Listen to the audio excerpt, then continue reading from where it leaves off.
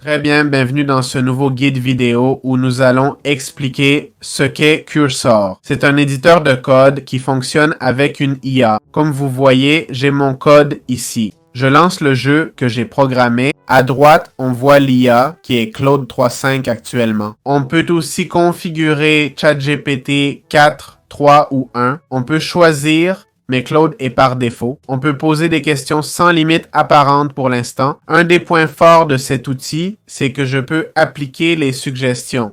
Par exemple, dans le jeu, j'ai mis des power-ups comme des aimants qui font ramasser plus de pommes. Pour le snake, je les ai fait jaunes et je lui dis de les faire en forme de losange. Alors tu le programmes, d'accord? Il lit le code que tu as mis et l'applique tel quel, ok?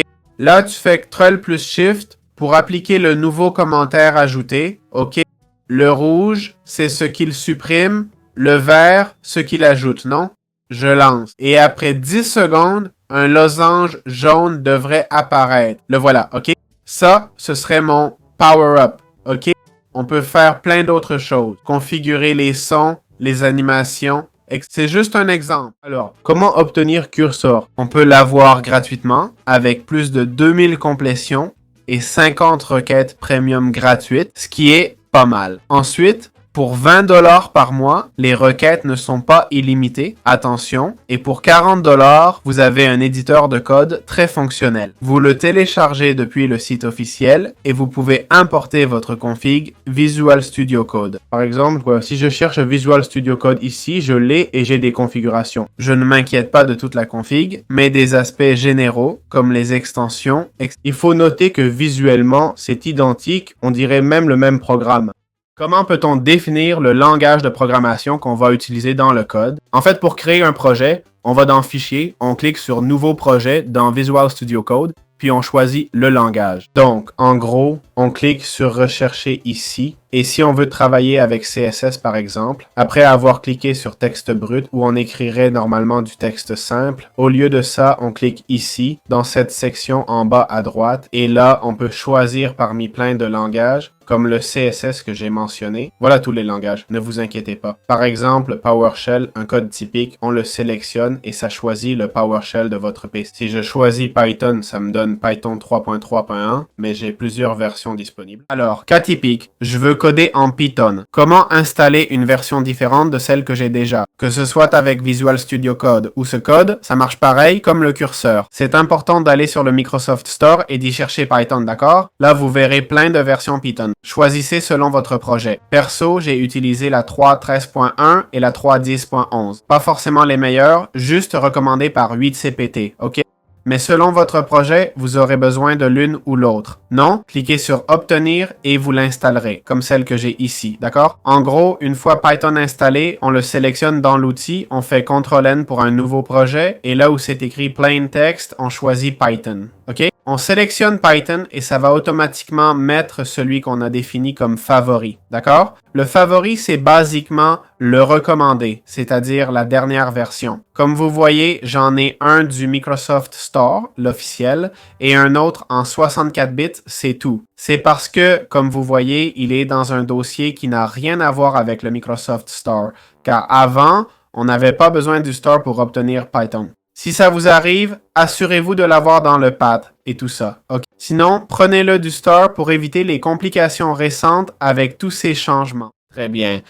Comment utiliser l'IA, ou plutôt les outils de Cursor, avec nos propres outils? Par exemple, j'ai ici le jeu Snake classique, d'accord?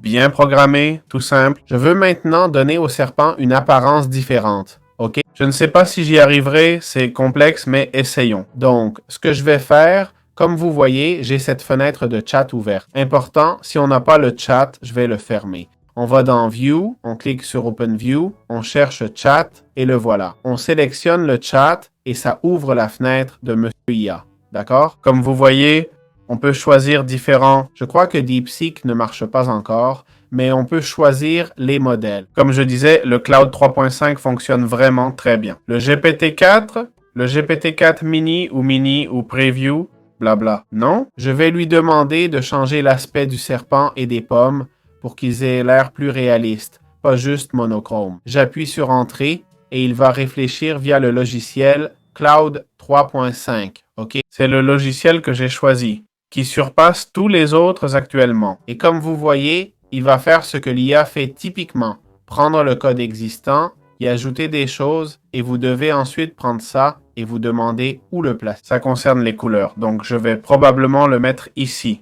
Vous voyez? C'est un peu fastidieux, on connaît ça, mais l'intérêt de cette IA, c'est qu'elle donne ce code et vous cliquez sur Appliquer. OK? Ce bouton Appliquer. Et voilà, le changement que j'ai fait manuellement, il le met tel quel, non? Donc, vous voyez, il faut l'accepter. On fait Ctrl-Shift-I, d'accord? L'astuce, c'est de vérifier ce qu'il a écrit avant de l'appliquer directement. OK? En plus, ça supprime du code. Vous voyez, c'est très bien, ça remplace le code. Compris? Maintenant, je vais cliquer sur Play. Voyons le résultat. Le serpent a changé, les pommes sont plus réalistes. Non? Il faudrait lui dire d'ajouter plus d'images, et là, il essaie de programmer. OK? On clique sur Appliquer encore une fois. Il n'est pas obligé de réussir, hein? C'est-à-dire qu'il n'a pas vraiment besoin de réussir. Wow! Bon, là, par exemple, il n'a pas réussi. Vous voyez? Je lui ai demandé un truc et il a complètement accéléré le jeu, non? J'ai demandé plus d'images par seconde et tout s'est accéléré, non? On va essayer de régler ça. Là, c'est mieux, même si le serpent file comme l'éclair. Mais ça marche, vous voyez? Voilà comment utiliser cet outil. Génial si vous programmez déjà. Sinon, bon, j'ai pas tout lu le code, mais j'ai fait le snake, hein? Pas besoin d'être un génie, mais pour des trucs plus complexes, faut des bases en programmation. C'est quand même super intéressant. Et voilà, c'est tout. Bon, parlons maintenant des tarifs qui seraient essentiellement... En gros, on peut avoir un tarif gratuit, d'accord? Comme on le voit ici, c'est le Hobby Free. Ça nous donne 2000 calculs, 2000 messages maximum et 50 requêtes Slow Premium. Puis pour 20$ par mois, on a des requêtes Premium illimitées. C'est fou, non? À 40$ par mois, on a des options plus techniques, mode privé, équipe centralisée, etc. Plus accès business, quoi. On peut économiser 20% avec un paiement annuel. Je ne sais pas si je recommanderais l'annuel, car au final, l'IA évolue si vite qu'on ne peut pas en profiter pleinement sans qu'un nouveau modèle meilleur n'apparaisse. Donc voilà, gardez ça à l'esprit, pas grand chose à ajouter. J'espère que ce guide vous a plu, à la prochaine.